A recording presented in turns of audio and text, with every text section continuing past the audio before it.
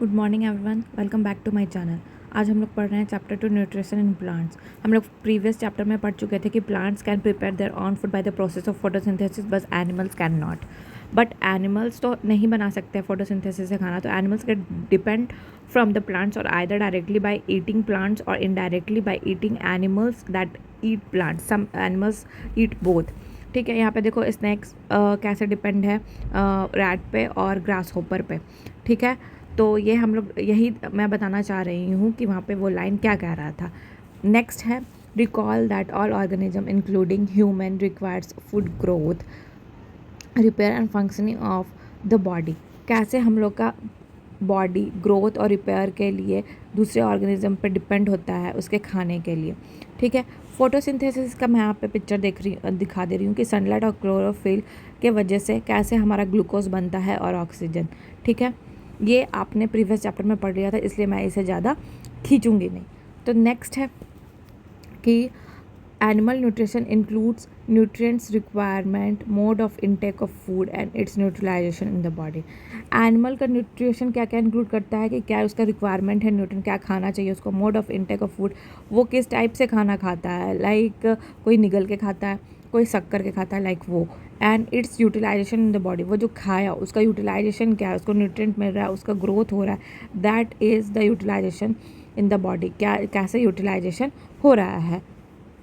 यहाँ तक समझ में आ गया? कोई भी डाउट हो आप लोग प्लीज़ कमेंट करें एंड शेयर भी करें दूसरों से। ओके, नेक्स्ट हमारा है डाइजेशन। डाइजेशन क्या होता है कि डाइजेशन वो चीज़ है जिसमें बिग सब्सटेंसेस वो स्मॉल सब्सटेंसेस में चेंजेस होता है, जो कि सिंपल एब्जॉर्बेबल फॉर्म्स में होते हैं। ठीक है, देखो यहाँ पे और एक लाइन यहाँ पे दिया हुआ है कि you have a class 7 that food consist of many component.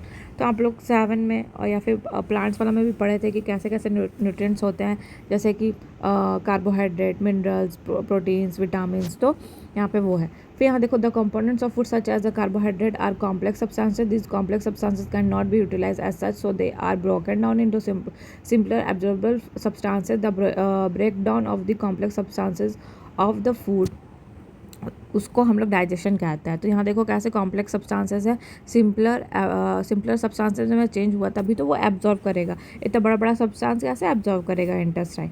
ठीक है, तो वहाँ पे एब्जॉर्व कर रहा है, उस प्रोसेस को हम लोग डाइजेशन कहते हैं। ठीक है, तोड़ने का प्रोसेस को डाइजेशन कहते हैं, एंड एब्जॉर्ब जो कर रहा है वो एब्जॉर्प्शन अलग चीज़ है।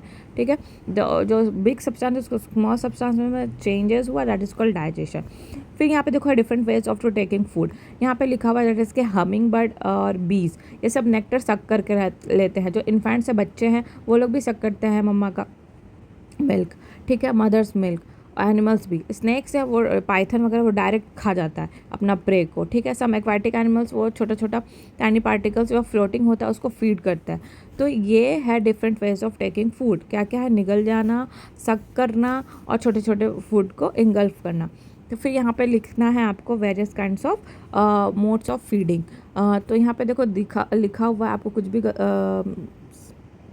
डाउट हो तो आप उसे प्लीज़ कमेंट करो। और कुछ यहाँ पे जैसे नहीं है आपको लिखा हुआ मिले तो वो प्लीज़ कमेंट करो। और 3 मैंने छोड़ दिया है, वो आप खुद बताएंगे कमेंट करके।